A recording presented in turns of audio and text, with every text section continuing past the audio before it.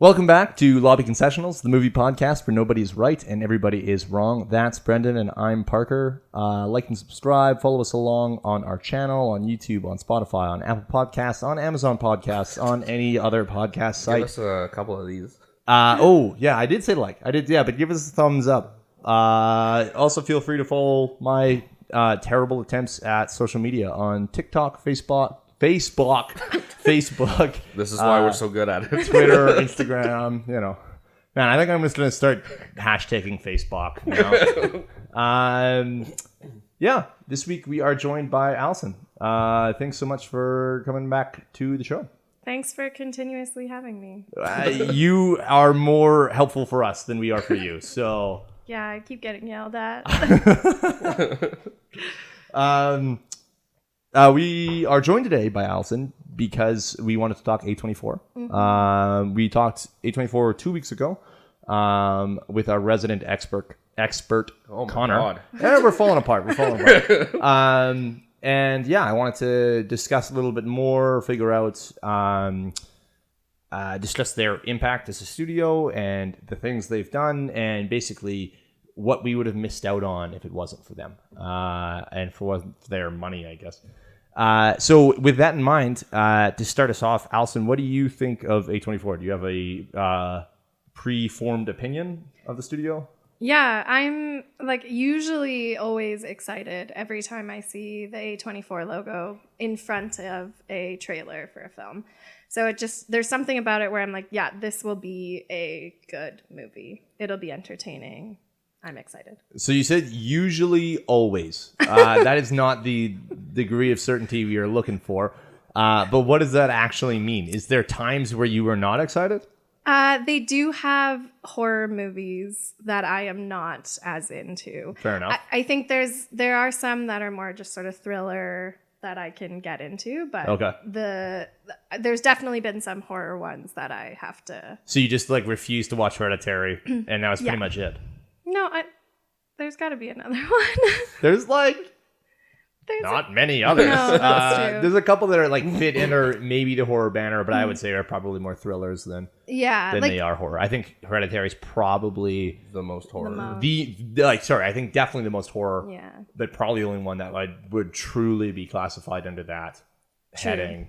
I think I was apprehensive for Midsummer and Men, the most sort of recent one. Have you seen both of those? Midsummer I have, Men I have not. Oh, okay. Yeah. Okay. And actually that's fair. Men, I haven't seen it myself. And I have heard that it is a little bit more. That was the one Connor was just drooling over, right? Yeah. That's the Garland, the new Garland? The Alex Garland. Yeah. So, yeah, he really liked it. He did say that I think the way he put it was it's a B movie, but A24 elevates it beyond that. So Connor just stroking off. Oh yeah, whatever he can do. Well, and it has a lot of good people, so it has two good people. Two people. That's it. Every character, all of the male characters played by the same dude. Okay. He's great. He's just in a different hat, and that's why I think it's B movie, because of all of that. But in the trailer anyway, it's hilarious until it's very clearly not hilarious, and I want to pee my pants. So I wish I was more informed, but I jumped off the Garland train after Annihilation. I don't have time with Annihilation, honestly. So I feel bad. And I believe we disagree on this, correct? Yeah, I really enjoyed Annihilation, and just. Were you awake or? Yeah. Just want to know. Just double check.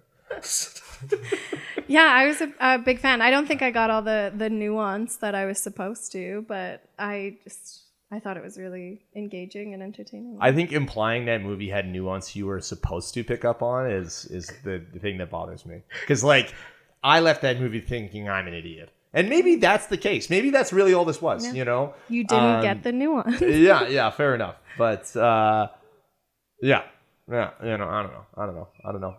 I mean, we could do an entire episode on. No, I don't want to do that. No, I don't want to talk about Annihilation. I don't want to talk about ambiguity. No, I didn't come out of that movie thinking I was an idiot, but I did come out of it thinking I wasted a lot of time. Oh, okay, yeah. That's fair. I think that's a. I think it feels like I've traditionally been way more hard on. I've been harder on that movie than most. I think As is the case for most things that I am hard on. the people I know that really like movies tend to like that film. And so I find I am in the minority more often than not when I mention that I was disappointed or not happy with that one. I definitely feel that too. It's because you don't actually like movies. That could be part of it. Yeah, absolutely. Who knows? Maybe I just hate film this whole time. That would explain a lot of things here. Really? Yeah.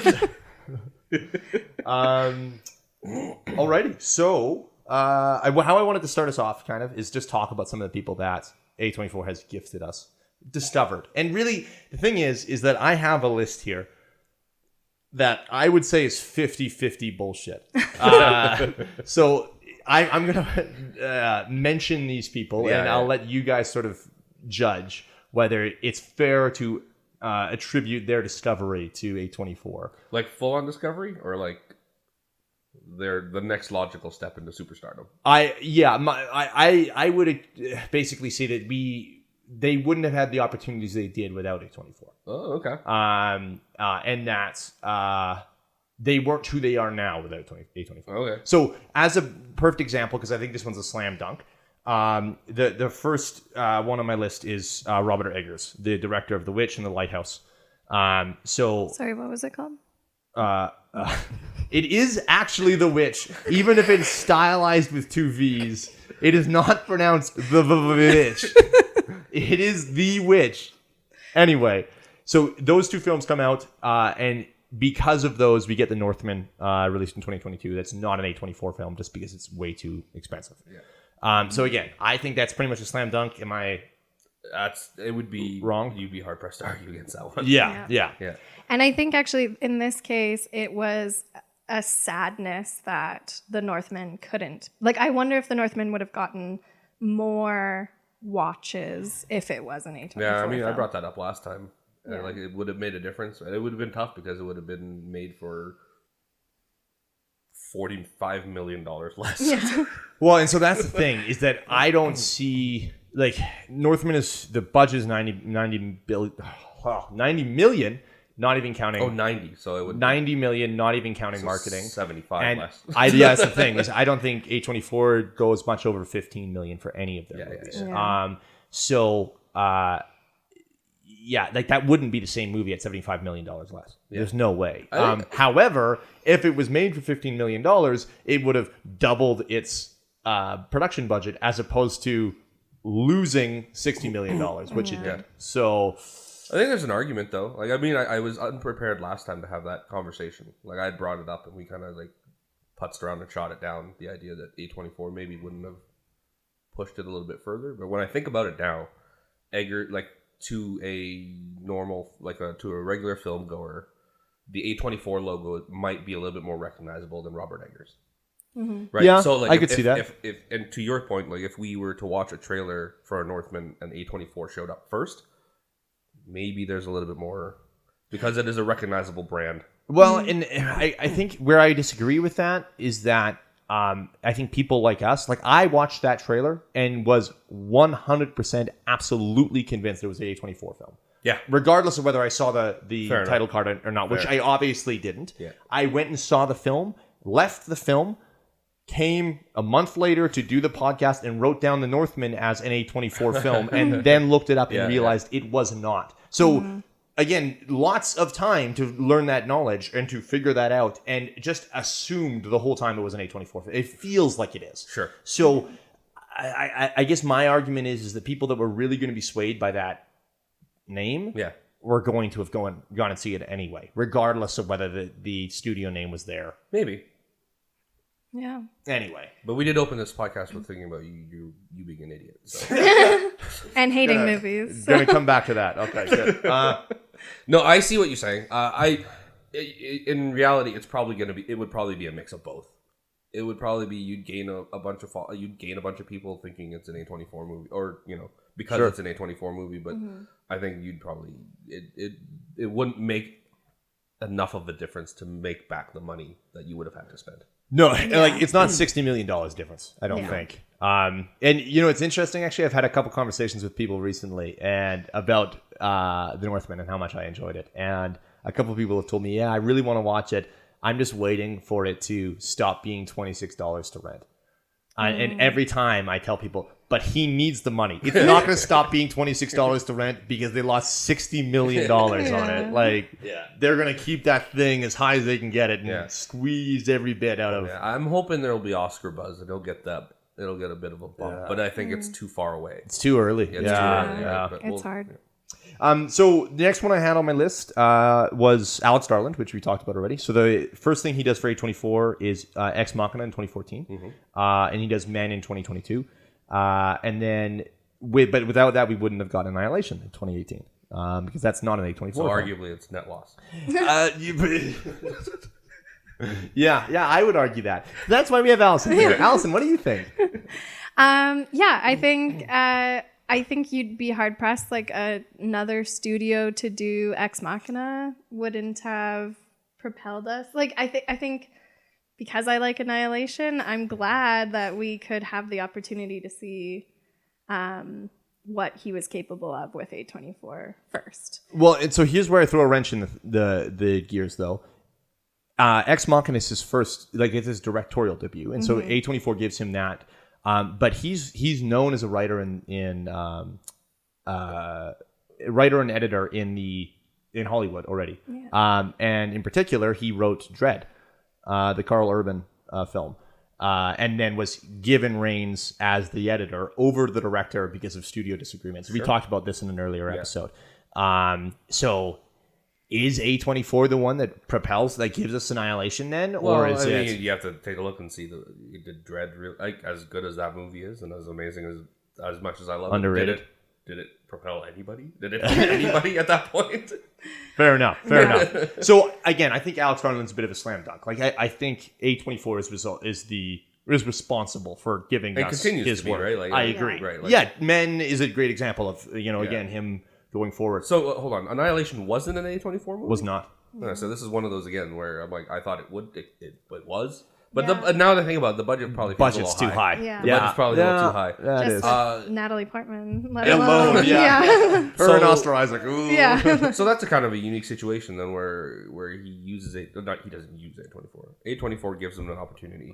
He crushes it. Yep. Yeah. And then it affords him an opportunity that he doesn't, whether creatively or not is successful, obviously monetarily isn't quite as financially successful. In Annihilation, you mean? In Annihilation. Yeah. And then A24 gives him another opportunity to come back and right the ship.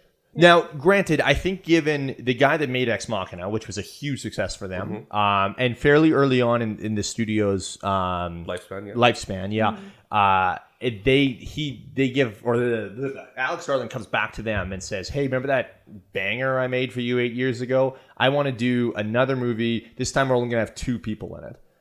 The previous one had 4 people. So it's like, from their point of view, they're like, production budget's going way down. It just sounds like a slam dunk. Yeah. That's an easy pitch to the studio. Yeah. So I'm sure A24 just loved it from the beginning. Sure. So here's my first one where I'm going a little overboard. Greta Gerwig. So her A24 gives her Lady Bird in 2017. And then so it gives her an opening to then make Little Women in 2019. Yeah. Now, is her career as an actor and a writer previously, and in fairness, she actually, her first movie she directed was in 2008. So almost 10 years before Lady Bird. Am I reaching? Is there anything in between 2008 and 2000 and Lady Bird? Yes. Like directing? Yeah. I believe so. They're small projects. They're all little things. So I don't even actually know if they're full-length films, to be honest. There's a few things where she helps other people as well. Like I know she's she's like a co-director, Yeah. or well, I know she helps write. She co-writes with Baumbach.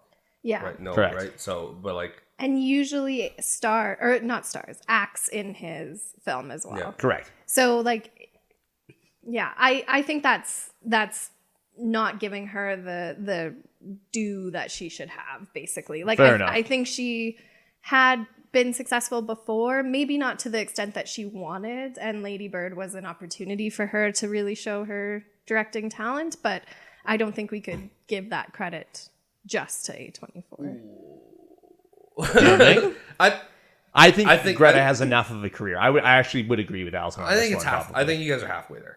I think the career she has pre Lady Bird is great. Sure. In terms of her credit and skill, and you're right. It's not to discredit her work or her skills, but there's zero chance she lands Little Women without Lady Bird. I agree. And that's completely. And that if the question is, does A24 propel her to a different level? Then the answer is yes.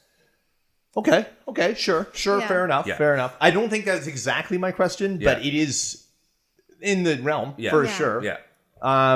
Okay, Barry Jenkins. What do you think about him? He does Moonlight for A24 in 2016, and then because of that, we get if Beale Street Could Talk in 2018.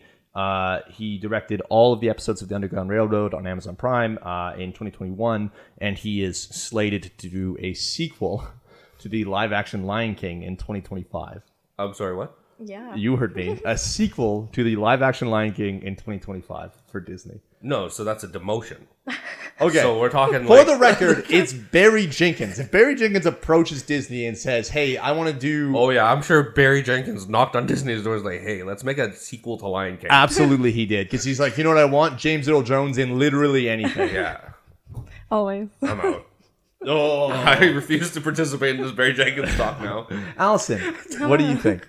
Yeah, I think, again, A24 gives the stage for a different way of storytelling too, or like having some stories that might not have been told otherwise. Like, Sure. I think Moonlight was such a, I don't know the right word, like such a good story that maybe would never hit the screen. I think it's unique. Yeah, a unique way of this sort of life, right? Yeah. A different aspect of Looking something. at the life in 3 stages. Yeah, Sort of. Yeah, yeah. totally. And so I think to be able to actually make that film and then have all of these amazing films come after it, right? Like if Beale Street Could Talk was amazing. So, Absolutely amazing, yeah. So yeah, I would say he's... I'll put you on the spot here a little bit. Hit me. What does he do before Moonlight? I literally do not have the notes. Yeah. As far as I understand, effectively nothing. Okay. So I believe he is involved in the industry, but as far as directing is concerned, nothing. I think that's the important stuff when we talk about all this stuff. When we talk about Greta, you have to kind of look at the previous stuff to see if there's kind of a groundswell, or if it's out of nowhere, or if it's one of those things. So I guess that's some of the point. Is the reason I don't have this stuff is that if I say the name Barry Jenkins, what do you guys think of? Moonlight. And Right. you think of Moonlight. Yeah. Now, he's unique because he goes on to do things that are understated, frankly. Like, if Beale Street Could Talk was not a massive hit, it's an incredible movie. Yeah. So but he's still chasing Moonlight is basically Not chasing, potentially, but potentially. like he hasn't. You win the best picture, man. Like Yeah. you're gonna chase that. Yeah. You know, like I don't know if he's ever gonna hit that level of success. Well, sort of, like You don't think Lion King 2 is going to be a best picture now? He peaks very early for sure. You know, again, you win best picture, basically your directorial debut. Like, where do you go from there? So he starts doing more personal projects. Greta with Lady Bird is right there, and arguably is only getting bigger. Well, but does she actually get the award? She gets nominated, right? Yeah. And so there I see there's still room to go, right? Fair enough. So while with Barry, he's it. Like, he's already got there. Yeah. So it's like, well, next step, I guess 2, you know? Like, then he's going to start doing the Meryl Streep. You know, let's just see how many of these guys I can collect. Did he get Best Director, though? I don't... Oh, good point. I don't believe he did. Maybe that's think he did. the No. strive.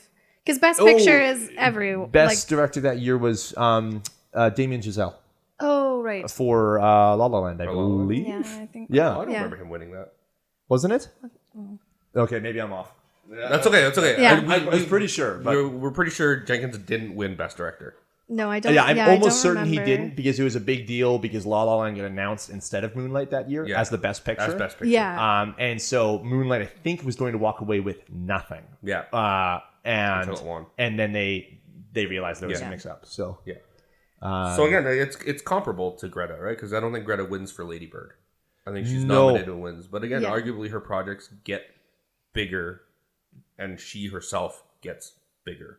Well, and Yeah. the thing with Lady Bird too, the big thing that year was the fact that was she even nominated for Best Director? Because I thought it was It'd be a shame if she didn't. the fact that there was no women in the nominations, or it might have been the very first year after the issue of diversity gets brought up. So, Yeah. But she's the only one that's nominated. And it's like, really, guys? Like we brought up this issue of needing to have more representation, and you do Yeah. one. Like, come on. Yeah. So, similar vein with Moonlight. What about Mahershala Ali? He's in Moonlight in 2016, and I believe it's like his first starring role. He has been in other things, Sure. but again, do you guys know of him in something? I think because of that, we also get Hidden Figures. He's in that film, and True Detective. He stars in that in the third season, and then eventually we'll get him as Blade. The classic Battle Angel Alita. Oh, good old Alita. Is that him? It is. It is. Yeah, him. it is He him is in in that Alita movie. Battle Oh, Angel. God. Yeah. I hate that movie. I think actors and actresses are a little harder to say, like, has a studio brought you up, like, or like has a given you a big break, like because we've known he's a good actor for his side roles, right, for his supporting roles, and then to have Moonlight be like a major role. Is he starring in Moonlight? It's tough. It Yeah, is like- not an easy one for sure. 'Cause Because it's split into the three lives or Yeah. three chunks of his life. But it I is- would argue that if anyone is starring in that movie, it's Mahershala When Ali. I think of him, I think of Moonlight, and when I think of Moonlight, I think of him. yeah. Right? That's Yep. and he's that not might- even the main character. That's the No. crazy thing Yeah. still, you know? Yeah, like I see when I think of the scenes in that movie, it's his scenes. And Yeah. whatnot. Yeah. So like, and that it might just be a me thing, but I do think I'd lean towards maybe that's probably not a slam dunk, but I'd listen to the argument for it. Yeah. So you make a great point about the actors. Can we really attribute? So I'm actually going to skip some of the actors I have on here. Just for those that were interested, we won't discuss them in detail, but I was potentially offering up Oscar Isaac, Florence Pugh, Donald Gleason, and Saoirse Ronan. And I understand that Saoirse that's a gratuitous ask. You know, there's no way A24 discovers her, but Not discovers, but again, I think you could have a conversation about every single one of those and be pretty good. Like, well, just because I know how gratuitous and awful and how off base I am with Saoirse, let's do that one. yeah, okay, So Saoirse is in Lady Bird in 2017. Sure. So therefore, because of that, we get Little Women in the French Dispatch Yeah. in 2019 and 2021. However, Alison, Please. what would you say her starring role would be previously?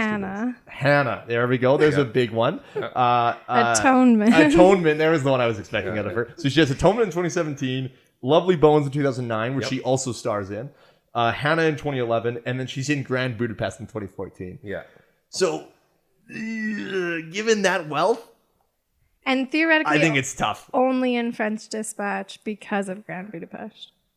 Likely. Yeah. Likely. Yeah, Yeah. I'd Like- give you that. So do we only get her in Little Women because of Lady Bird? No. I would probably disagree. Yeah, Yeah. sorry, I would probably agree with you. Like, Yeah. I think I'm wrong here, Yeah. putting her down. But I also do think that Atonement is probably the odd one out. But Lovely, well, sorry, no, none of them are odd ones out. Actually, I'll shut up. Atonement, Lovely Bones, and Hannah.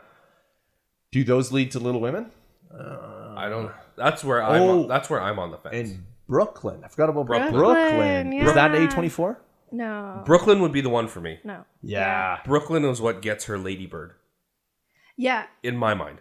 Yeah. Yeah. It's that one. All the other ones, I see it, I understand it, but she's not the main draw. She's not the attraction. She's great in them. You can make the argument for Hannah, but I don't.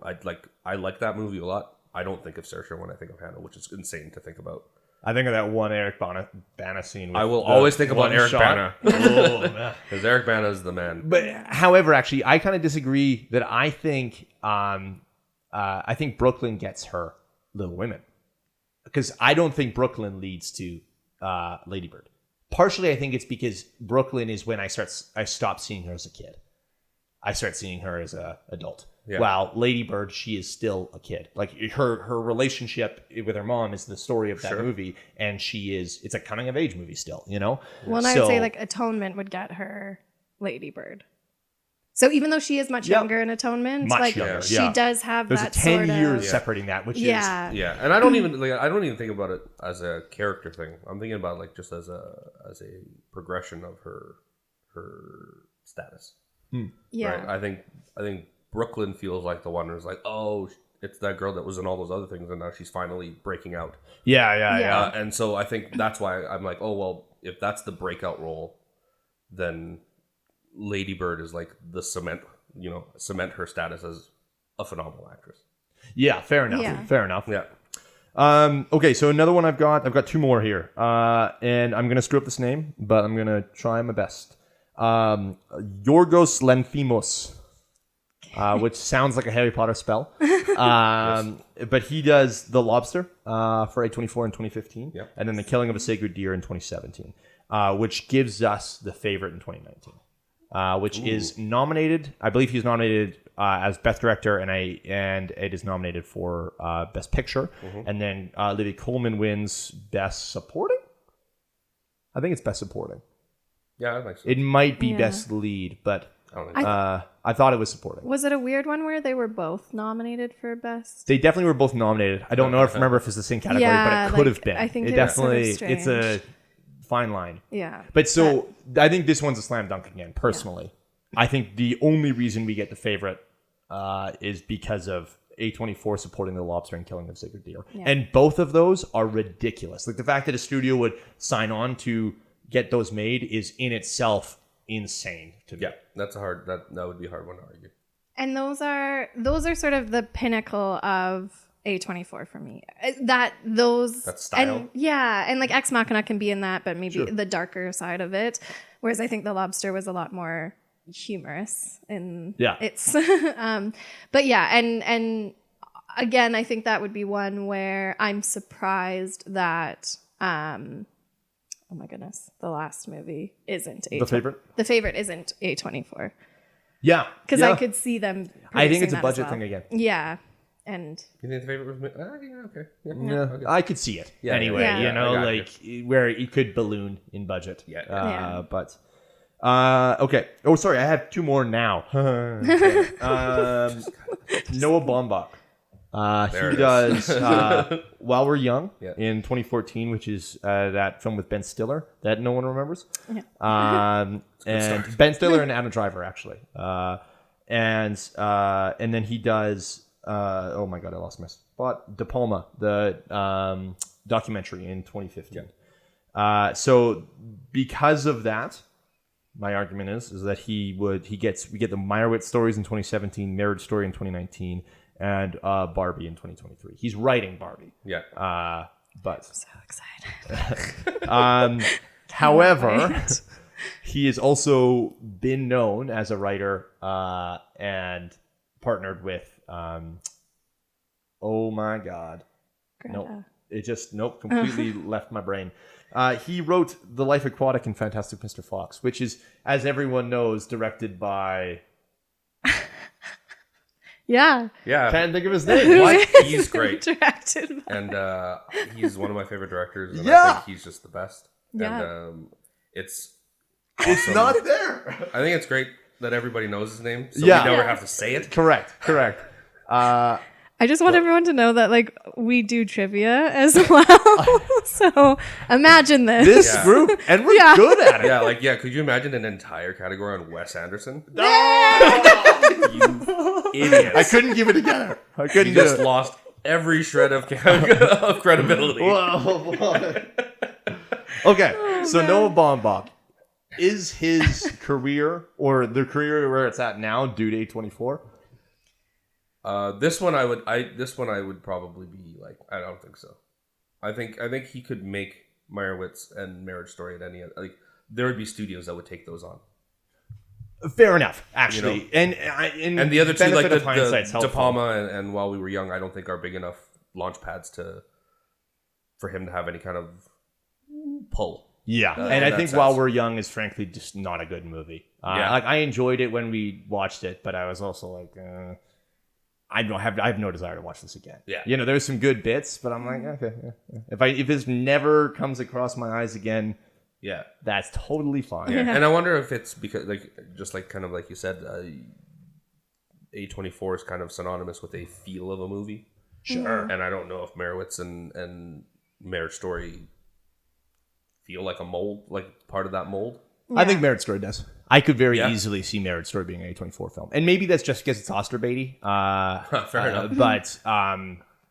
But I could see it. Yeah, and I know we talk about A24 being Oscar baity, but there's like A24 Oscar baity, and then there's like Fox Searchlight Oscar baity. I totally and agree. like, They are if that different. makes any sense. Yeah. And I Pretentious also as fuck. yeah. I feel like I can't talk about it without feeling like a douchebag. And this is also going to sound pretentious because I feel like there's just this artsy quality about A24 films. And as much as Marriage Story was fantastic and cried my eyes out, the artsiness of it, I don't think fits with A24. Mm-hmm.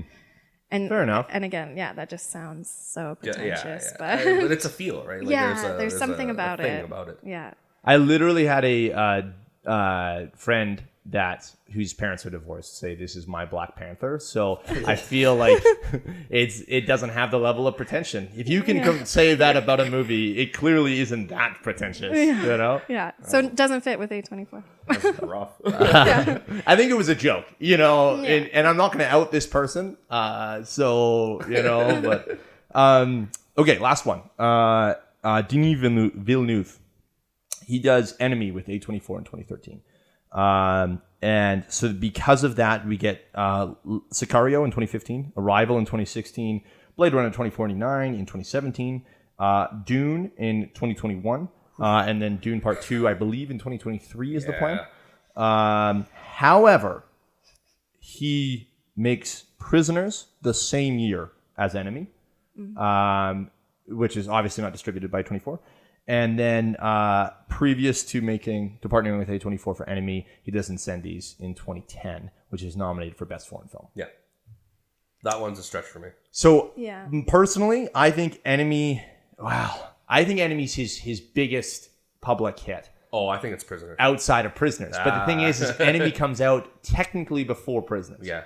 Now, that being said, though, he doesn't make Prisoners because of Enemy. No. Yeah. But he definitely makes Sicario because of Prisoners.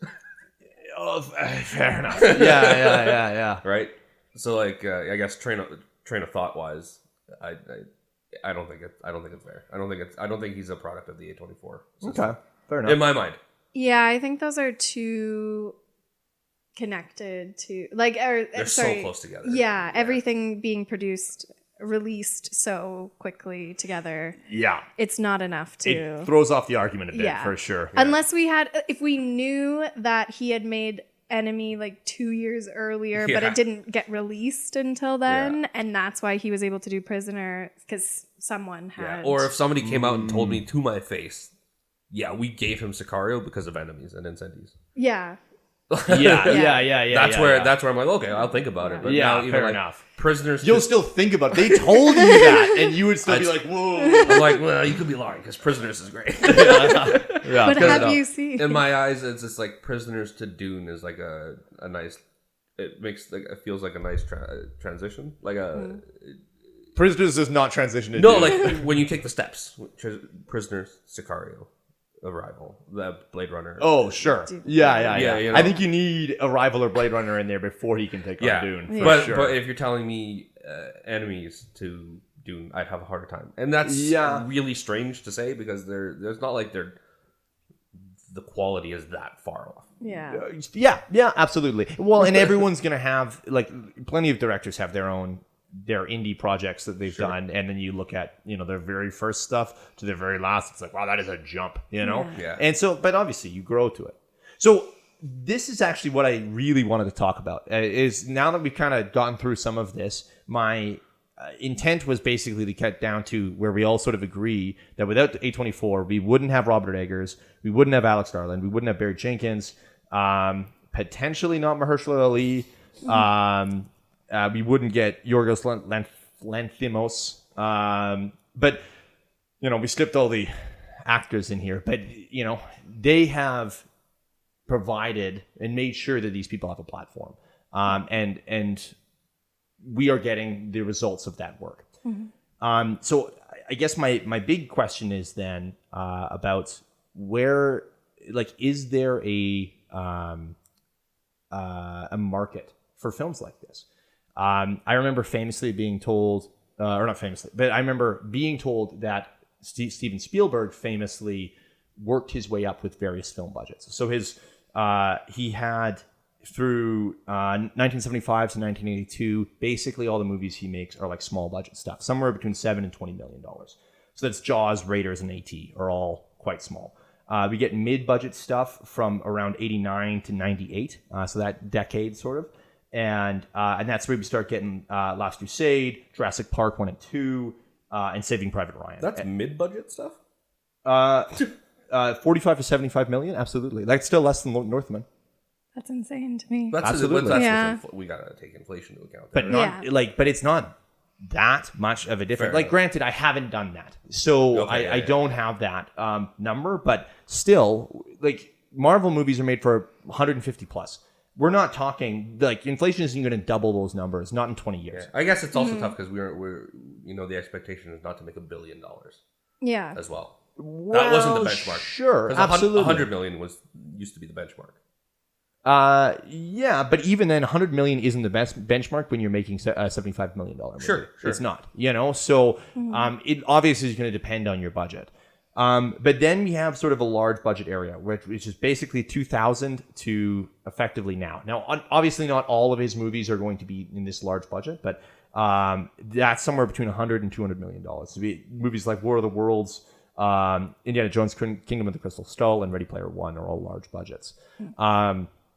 And so the point I've heard, the reason I'm saying all this is that he worked his way to this. Now, the film marketplace we seem to have now is basically you make films for a studio like A24 for $15 million and less, or you make movies for a studio like Marvel for $150 and more. Mm-hmm. And that's it. So is there, first of all, do we need to have mid-budget films? The Northmen is, again, we've talked about it multiple times, was a disaster financially. And that is right in the middle there, $90 million. So is the mid-budget becoming impossible outside of streaming services? Where are we at? Because clearly A24 doesn't touch something much above $15 million. And it's worked out for them. It's paid off. So the immediate problem I have with your comparison is that Steven Spielberg is basically a sure shot. You could spend $75 million and understand that you'll make triple that. Especially in those years. There's not a movie that he didn't make that wasn't profitable. But so my point isn't to say why aren't more people giving Steven Spielberg $75 million as opposed to 150. My point is to say that that he was able to get to where he is, and because of the willingness to let him grow. And he was handed a little bit more money each time, basically. Sure. And it's not linear. There's definitely movies where he made for $5 million, and then in the next one he goes for 25, and then he's back down to 10. It's all over the place. But generally, you can look at his career in that sort of trajectory. Yeah, but so he was allowed to grow. He wasn't just handed $200 million and said, well, just because you did Jaws, and Jaws worked out really, really well for us, and you made 6 times the budget, or whatever it actually was.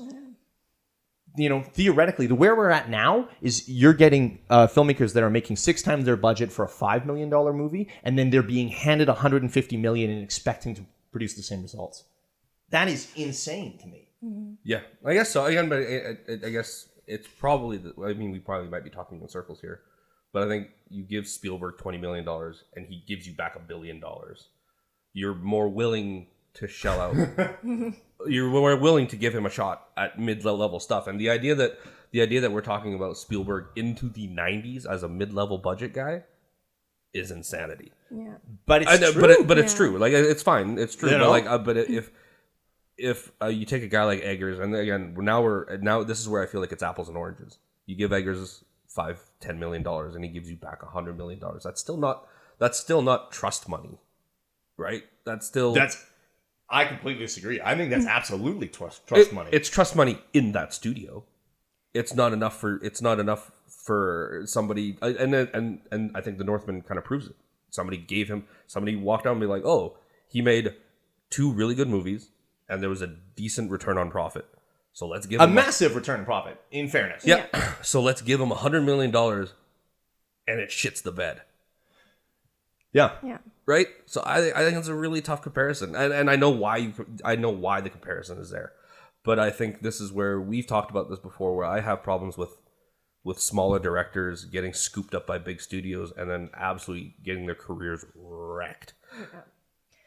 Well, and I know Villeneuve said that he was so afraid with things like Blade Runner 2049. Oh, he thought he was done. And Dune, and just being, thinking that this is too much money. You're giving me too much. You're expecting too much. And that's fairly early on in his career at the time. He's probably only made 5 or 6 movies, right? Sorry. Yeah. Feel free to continue. 4, 5, 6, 7. And so I think you see his progression as well from like Enemy Prisoners to Sicario. So I feel like he's doing the same with those sort of lower budgets to medium to then Dune. Yeah. So he makes 5 movies before Blade Runner, for the record. Yeah. 5 films. And that's a weird situation too, because Blade Runner is not a disaster at the box office, but it is not successful. It's not the Northmen disaster, but it doesn't do well. And so the idea that he got Dune from Blade Runner is a little bit of an outlier, in my eyes, at the very least. Sure. It was a surprise, that they would trust him with another sort of big blockbuster-y. Mm-hmm. Well, and I think likely in that situation, it's because the studio probably recognized the fact that Blade Runner was always going to be a risk. The original is definitely was a cult classic, right? It wasn't received well at the time. It was years later that it still finally kind of got the recognition it deserved, but it never made money, not truly. No. DVD sales, Blu-ray sales weren't enough. Merch sales weren't enough. Yeah. And the definitive version of it is not even the one that was released. Yeah. Like the one we watched and the one that we're supposed to watch is not the theatrical version. So for context, though, because there's 6 versions, we were supposed to watch the director's cut, right? No, the final cut. God, I know I've actually watched the correct one, but I always lose track. So I think, I think it's I appreciate these big something like Disney coming in and being like, we trust you with this amount of money to be able to create this film. Yeah. Especially to some newer people. But I also think, do you need to start at that height, right? Would it be nice for everyone to kind of start at a lower budget film? Like, what can you do with an A24 budget? And then, let's see what you can do with the insane budget, right? And this is where... But sorry, you want that jump? You want to see A24 films and then blockbuster budgets?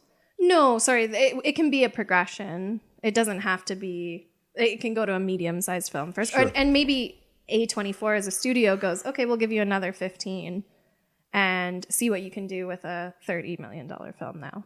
But A24 is not really that way, right? They're going to always, anyway. And they're a relatively new studio, which I was surprised about. I thought they'd been around for ages. It's not even a decade yet. And maybe that's an industry problem, that there's not a mid-level studio for people to go to between an A24 and a Warner Brothers, a Sony. Well, and so there probably are. The mid right now is basically Netflix, but that's part of my problem is that, as far as I'm concerned, the mid shouldn't be streaming. Because what effectively we end up getting is that we get people that are given an opportunity to test the metal with these independents, and obviously everyone starts with the film stool movies, right? They make for $10,000 or whatever, and your movies at home or whatever, and then maybe they get $100,000 film, $300,000, whatever.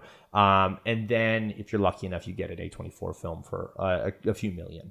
And most of them are still made for less than $5 million, if not less than that. Red Rocket is another example of A24 film that was made for $300,000. Yeah. And it was Oscar nominated, or at least the guy was. I think it was just the lead actor was nominated for that film. But Oh yeah. but still, like you had that's an great, yeah. Oscar nominated performance in there, and $300,000. So for A24, for a movie or for a studio that has made $100 million on a single film, 300 grand is nothing.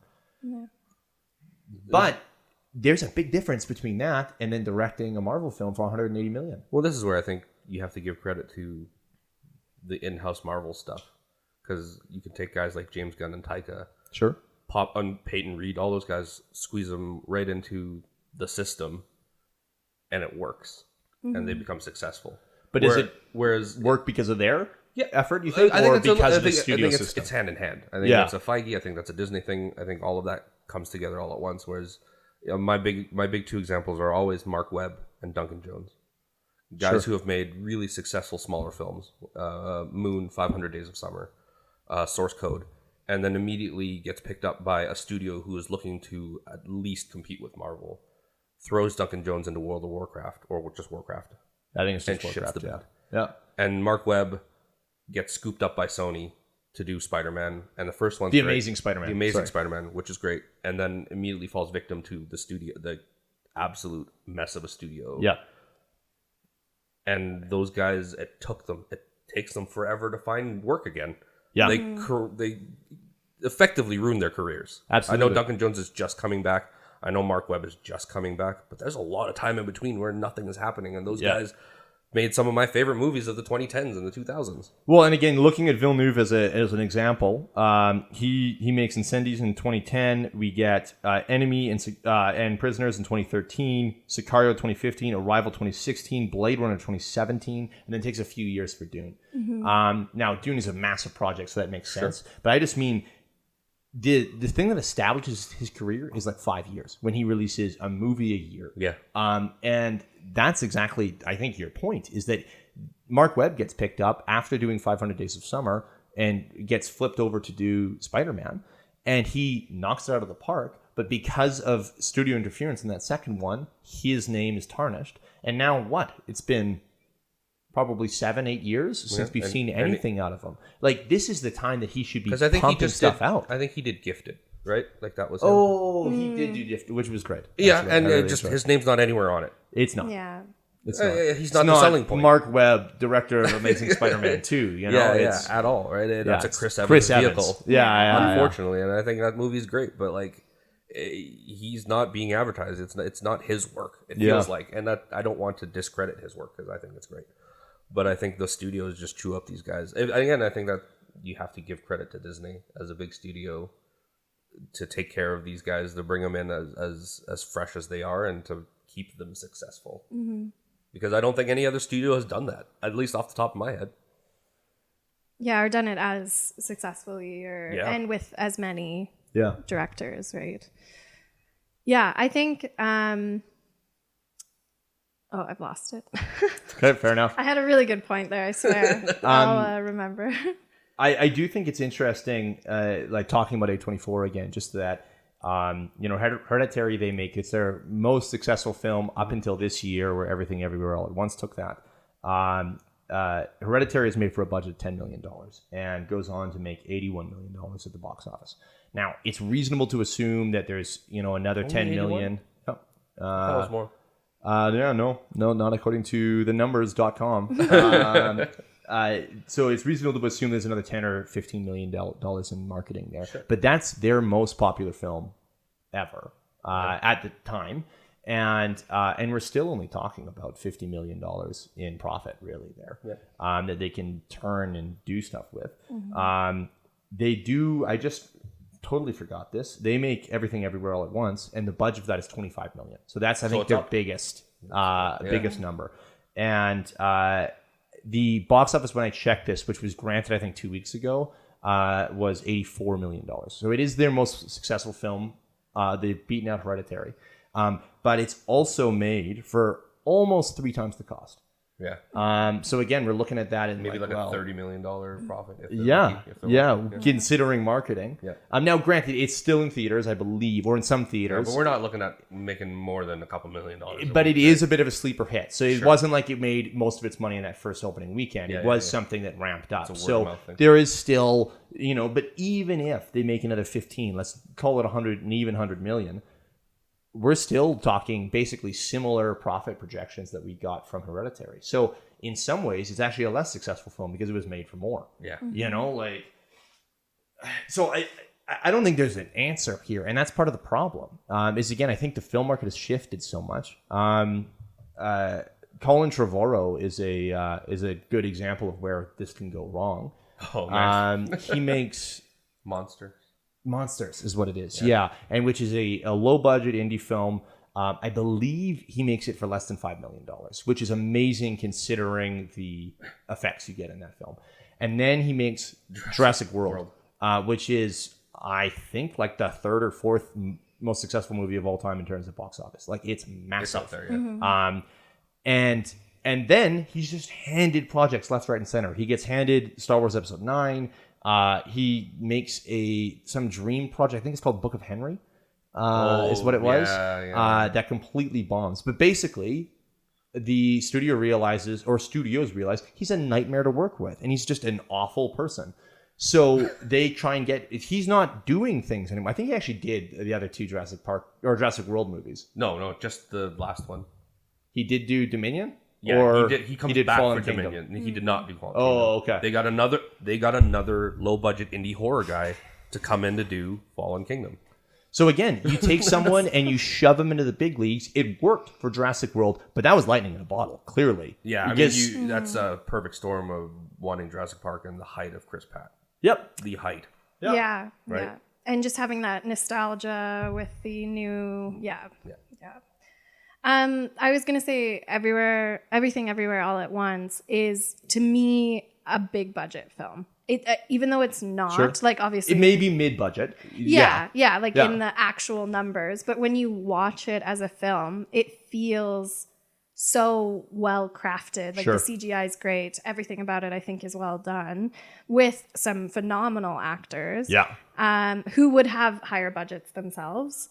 Because I think that's the big thing when you look at Avengers. Like, you have to pay for all of these massive people, right? Well, notoriously, Robert Downey Jr. was making more than, I think in Civil War, he was making more than basically the rest of the cast combined. Yeah. They had to pull up the truck for him for Civil War. Yeah, no kidding. And so I think I think it, honestly, you should almost force directors to have to do, like, okay, what is your dream film, but make it in this smaller budget realm. Because it's great to have the money and it's great to be able to do whatever you want theoretically with all that money. But can you create something? Can you create the same product with less? Like, are you capable of doing it? That's a really good point. Well, and so the problem I see with that is that, frankly, Dune shouldn't be made for less.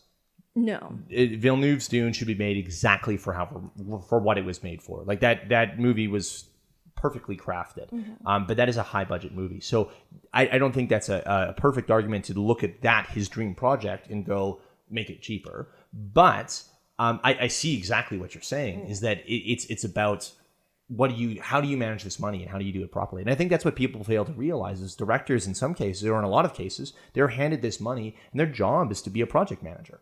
They have to figure out how to budget properly. They have to figure out, where are we spending money and is it worth spending it there? And where can we save? Yeah. And that's hard. Like, can I still produce my idea the way that I want it to be done? Yeah. This film, the way that I see it, if I don't have that? Or, like, if I need to reallocate the money somewhere else, right? Because your producers are usually pretty good at being like... I think Ryan Johnson's a really good example of that. Like Last Jedi aside. Yeah. Like, I could see Brick being made for $1 million, but I could also see Brick being made for $50 million. I could see Knives Out being made for what it was. Yeah. But I could see him being like, if you needed me to get it down to $10 million, I think I could do it. Sure. And I think that too, like, especially with Knives Out, because it's such an all-star cast, like, he could have used some lesser names as some of the other characters, right? And I mean, Anna de Armas, I guess, would be like that's sort The of lesser her- name, yeah. That was her breakout, I guess. But to have like they did have some major players in there, right? So Sure.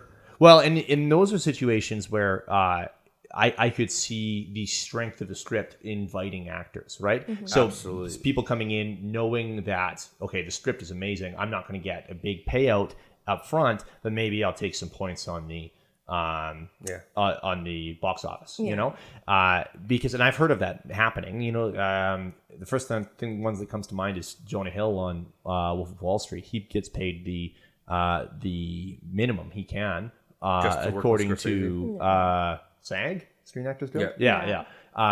Very minimum payout just to work with Scorsese, and he's in that movie a lot, like arguably as much as Leo. I mean, he took the world's biggest pay cut to make the best movie he's ever made. Absolutely. Yep. Yeah. Moneyball's up there, but you know. Good, but it's not. But that's it. And so, like, there's situations like with Ryan Johnson, and using Knives Out as an example, where I'm sure those people did not get paid what they're typically paid. Absolutely not. Yeah, You know? that's true. But they read the script and were like, Yeah. But again, is that crazy? You know, like, if this movie's made for $10 million, shouldn't it have been made for 60? I don't know. Like, I love Knives Out. I adore it. So clearly, whatever they were actually able to make it with was fine. You know, and it gave us a product that was incredible.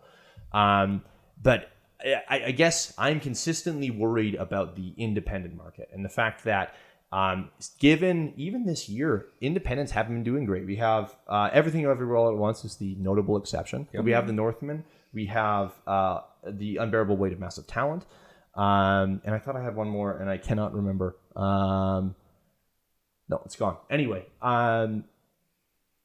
so do you guys think that there's a market for independents in theaters, outside of streaming, post-pandemic? Because I think that's part of the problem is the theaters haven't come back. You know, we get Top Gun Maverick achieves massive numbers, and it absolutely should. It's an incredible movie, great blockbuster. However, is that all that theaters are for anymore?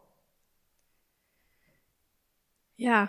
Well, and I think as movie goers, like I'm probably going to always try to pick a theater over watching at home. Sure. And I think especially for movies like Everything Everywhere all at once. It was something you should have seen in theaters, Sure. not because it was it's visually stunning, but Absolutely. not because of that. Just the fact that you need to be paying attention. It is a movie that you need to focus on, and then I think that's a lot of A24 films. I think they do have a good. The plot is more thought provoking, so it is something that you need to watch in theaters for that reason, just to not pause and be distracted or whatever is going on in your home. And not even if you're a distracted person like I am. Yeah. But just in just general. because it is literally harder for everyone to pay attention unequivocally in a home environment when you can pause, when you can do other things, than you would be able to do in the theater. Exactly. But unfortunately, I think people are choosing home over theaters. And so if you're going to pick one movie to go see in the next 6 months, are you going to go to the indie film that you'll get on streaming services, potentially? Or are you going to go to the blockbuster that's gorgeous to see in a theater? Yeah, like, are people going to go and see Marcel the Shell with shoes on? Yeah. You know? Or are they going to go to... Thor, Love and Thunder. Yeah. Ugh. Exactly. This is going to come off like a rant. Do it, please. I think I have like 8 different points. Okay. So I think we've talked about this before, where I think it's tough for smaller studios when Disney by themselves are doing a movie a month. Mm-hmm. Yep. And a lifespan of a movie is, I mean, you guys worked in theater, so a lifespan of a movie is what, 3 to 5 weeks, 3 to 6 weeks? I think it's less now, post-pandemic, and Right. especially post, in particular, Disney Plus being a thing. Because I think their timer is now, I think it's 2 months. From 45 days. 45 days from release to being on Disney Plus. Right. Yeah. So maybe even 4 weeks. Let's call it 4 weeks. You do 4 weeks, and that's just Disney. You don't have everybody else competing with Disney, trying to put out tentpoles and blockbusters.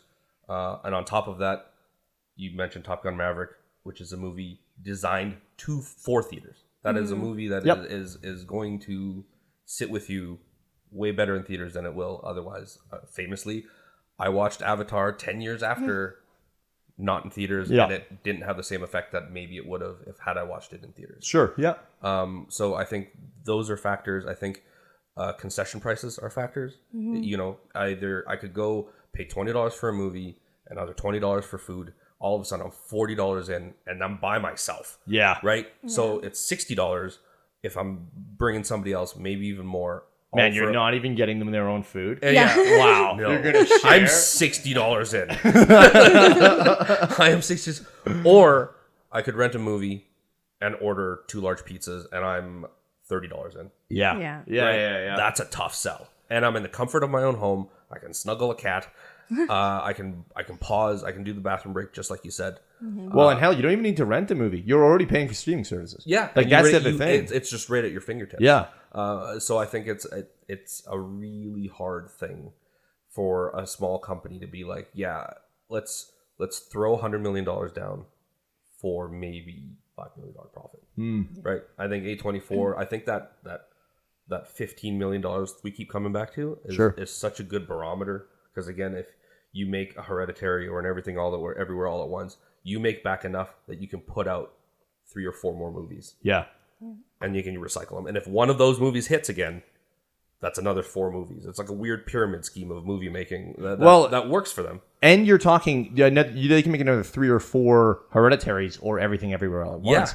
But they could also just only make 2 more of those and then 10 Red Rockets or 20 Red Rockets. Absolutely. And that's the thing, is they can just keep throwing something at the wall to see what sticks, because they're spending $300,000 on it. It means nothing. Yeah. So I know previously, and I think it's gotten a lot better, but the reason to go see an indie movie in theaters was because you wouldn't find it outside. Yeah. Sure. So if you didn't get it in, like if you didn't go when it was open for that 1 week, then you were never going to watch it. Well, and even from a cost point of view, you probably have to spend more to watch, like just in terms of either you're watching it in the theater for $15, $20, whatever, or you're spending $30 on a Blu-ray. Yeah. Or you have to buy it. So there was a possibility, but you'd actually pay more. Yeah. So is it... Yeah. So now I feel we're getting to that point where we do have access to them. And to be fair, I don't actually know. I haven't looked for some of the older indie films to see if they've come up onto our streaming services. Sure. But like, it seems that every platform is now having their own streaming service, right? Paramount Plus is coming out or is out.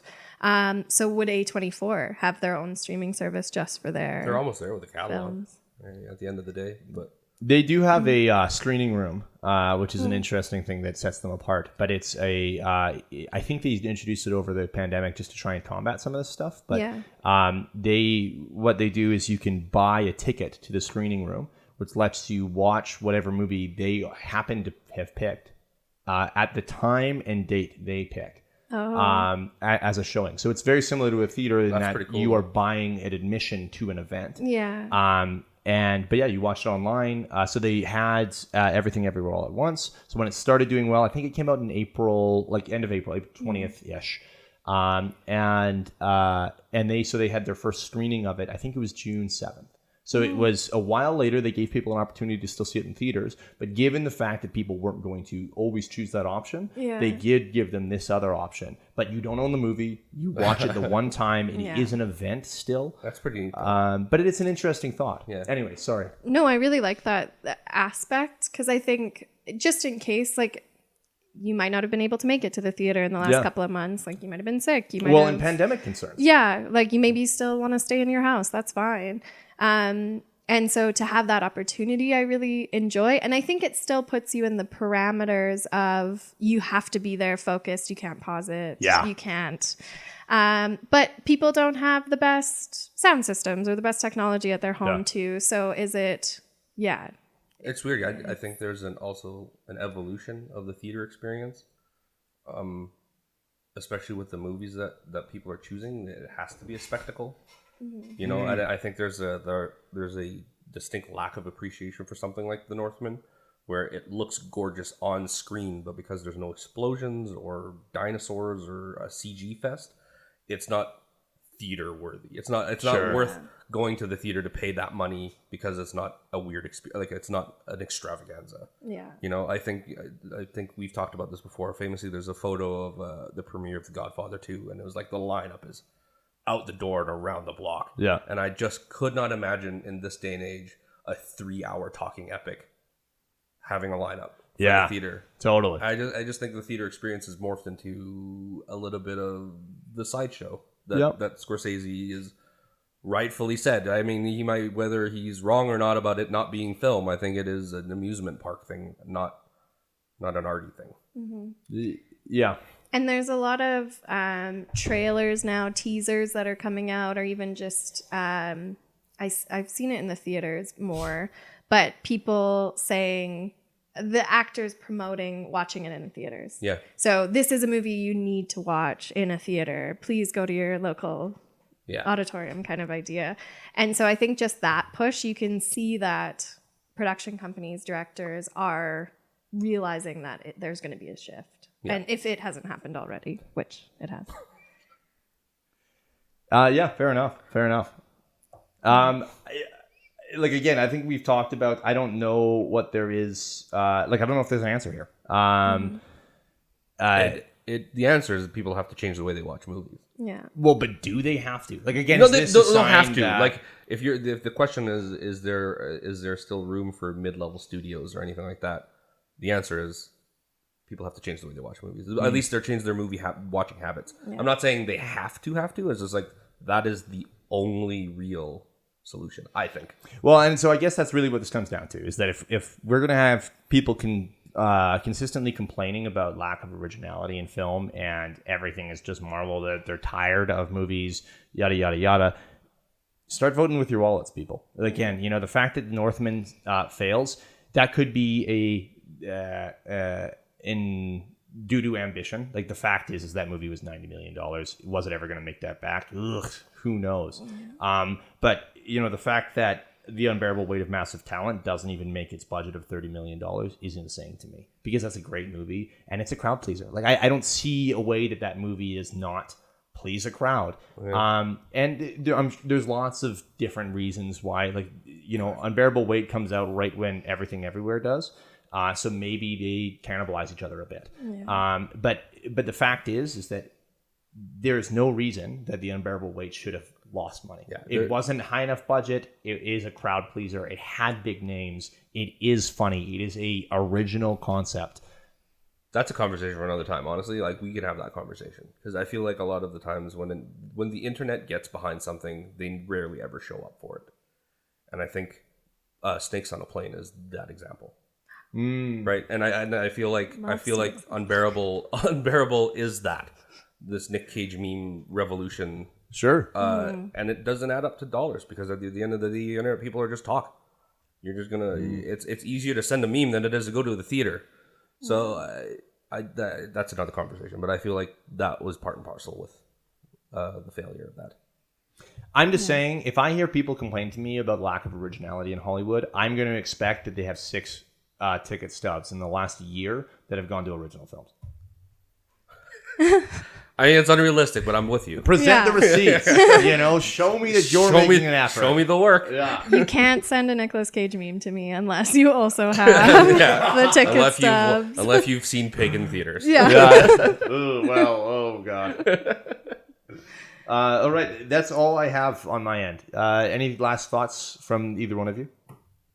No, I don't remember what this episode's about. Fair enough. Go to more A24 films. Fair enough.